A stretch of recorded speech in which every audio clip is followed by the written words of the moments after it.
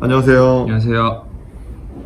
그동안 저희가 해왔던 얘기 반복이기 때문에 기사를 쉬리릭 보면 먼저 저희가 지난주에 미국 언론에서는 트럼프를 공격하려는 마음 때문인지 미중 무역 합의에 대해서 중국이 이행을 안 할 것이다. 계속 이런 논조다. 그리고 중국에서는 어쨌든 이것에 대해서 기대감을 가지고 있는 그런 분위기고요. 네. 연합뉴스 기사인데 중국 언론은 1단계 합의로 미중 관계가 안정화되고 있고 리스크도 대비해야 된다. 계속 똑같아요. 중국에서는 자, 그리고 저희가 또 했던 말씀이 중국이 졌다. 많은 걸 양보를 했다. 인데 중국에서 그렇게 말을 할 수는 없겠죠. 그래서 중국 상무부의 연구원이 말하기를 미국 민주당이 이번 합의를 놓고 중국에 너무 많이 양보했다. 미국이 중국에 너무 양보를 많이 했다는 비판을 할 수도 있다. 그래서 미국의 많은 엘리트들은 트럼프가 너무 많이 양보했네 이렇게 여길 거라면서 하지만 이것은 모두를 만족시키기 어려운 합의라서 결국 그런 좋은 합의를 했다. 깨지 않고 지킬 수 있는 합의를 했다. 자, 무슨 얘기냐? 이게 무슨 얘기냐면 그냥 자기 합리화라고 근데. 네. 최대한 미국이 자기들이 졌다고 생각을 할걸요? 라고 중국 사람 얘기를 하는 거니까 뭐 그냥 대륙의 자존심인 걸로. 그냥 대륙의 자존심이라고 아니 니네가 졌어요 라고 말을 해주면 됩니다. 넘어갈게요. 자, 또 중국에서는 연합인포맥스 기사입니다. 중국 학자들은 미국 제품을 구매하겠다는 약속은 일방적 의무가 아니라 이것도 무슨 이게 얘기냐? 뭔 멍소리입니까? 뭐냐면 이 WTO, 그러니까 유럽에서는 미중 간의 무역 합의를 통해서 중국이 미국산을 많이 사기로 했다. 이러면은 중국이 다른 나라 걸 안 사겠네? 이러면은 예를 들면은 뭐 독일이랑도 상당히 중국 경제가 밀접하게 연관이 교역 관계가 많이 있는데 그런 거 다 문제가 되니까 결국 WTO 위반 아니냐. 이런 인식들이 세계 각국에, 그러니까 요 양 당사자가 아닌 다른 나라들에서 나오고 있는데 이제 그거를 불식시키기 위해서 하는 얘기예요. 뭐냐면 이거는 중국의 전 상무부 부부장인데 그러니까 이제 전임 공직자죠. 가장 먼저 우리는 이거를 미국산을 많이 사기 위해서 최선을 다하겠지만 두 번째 포인트는 미국이 경쟁력 있는 가격에 좋은 제품을 공급해야 한다는 것이다.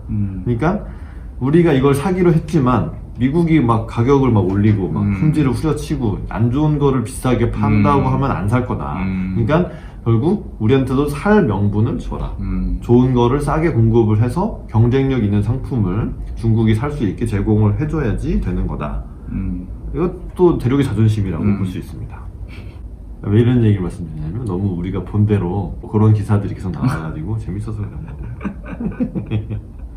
그래서 이 사람 뭐라고 했냐면 중국이 미국과의 약속을 지키려고 다른 교역국을 배제해서는 안 된다고 경고했다. 저는 오히려 중국이 다른 교역국을 배제하면서까지 미국산을 사지 않을까 걱정을 하고 있는데 아직 그러지는 않겠다. 그러니까 이게 얼마나 어려운지를 알 수 있는 거죠. 그렇죠.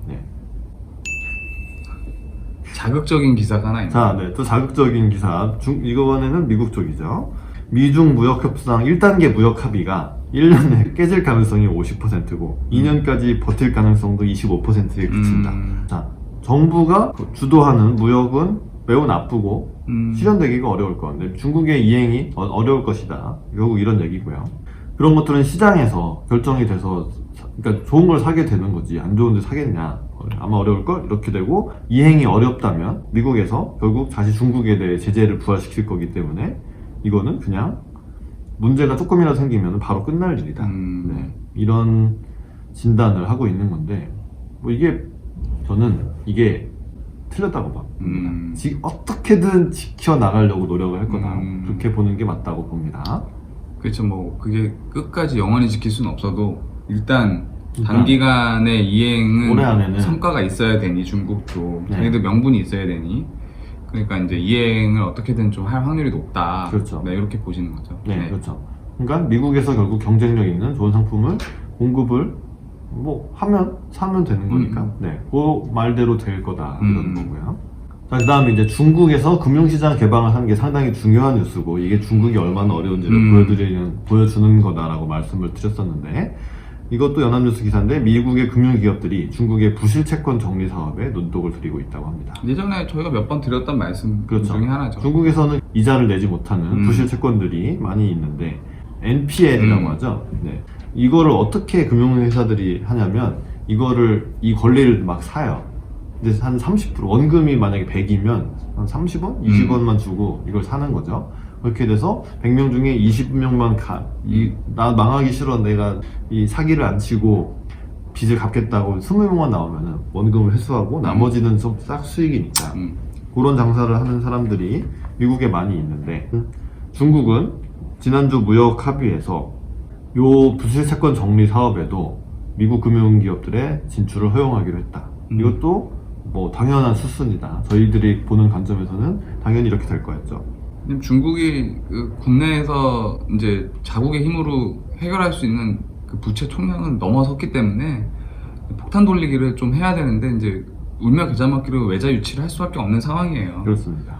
여기에 이제 참여하고자 하는 이제 미국계 은행들 보면, 펀드들 보면은 론스타, 뭐 론스타, 오크트리, 골드만삭스 뭐 이런데 이제 약간 기업 사냥꾼이라고 하죠. 네. 이게 좀 그 선별해서 망한 애들을 선별해가지고 얘 구조조정하고 막 불씨를 살려서 다시 이제 주가 가치를 높인 다음에 팔고 나가는, 그러면서 이제 어마어마한 수익을 올리는 이런 애들이 이제, 그럼 얼마나 기회가 많겠어요, 중국에. 그렇죠. 이거는 그러니까 중국의 금융회사, 중국 은행들이 이거는 부실채권이다. 얘네들 넘기고 돈을 받으면 다시 딴 우량한 데도 대출을 다시 해줄 수 그렇죠. 있고, 이쪽에서는 이제 뭐 100을 20에, 뭐 100을 뭐 15에, 5에 이렇게 사는 거니까 수익률이 좋을 수가 그렇죠. 있지만 돈장사죠. 이게 완전 그렇죠. 돈장사죠. 돈이 많이 필요한 거기 때문에 결국 이것도 허용을 해서 진출을 할 것이고, 미국이 진출을 하면서 유럽 등 다른 선진국에도 같은 기회가 주어질 것으로 점쳐진다. 네. 어떻게든 이건 살려보고 싶은 거예요. 네. 네, 계속 드렸던 말씀. 어쩔 수 없는 수순이다. 어쩔 수 없는 수순이다. 네. 이런 기사들이 있었습니다. 자, 도움이 되셨으면 저희 구독과 좋아요를 눌러주시고 댓글도 달아주시면 저희한테 큰 힘과 도움이 되겠습니다. 네. 부탁드리겠습니다. 데터의 주간 환율 전망은 다음 주에 다시 인사드리겠습니다. 네. 시청해주셔서 감사합니다. 감사합니다.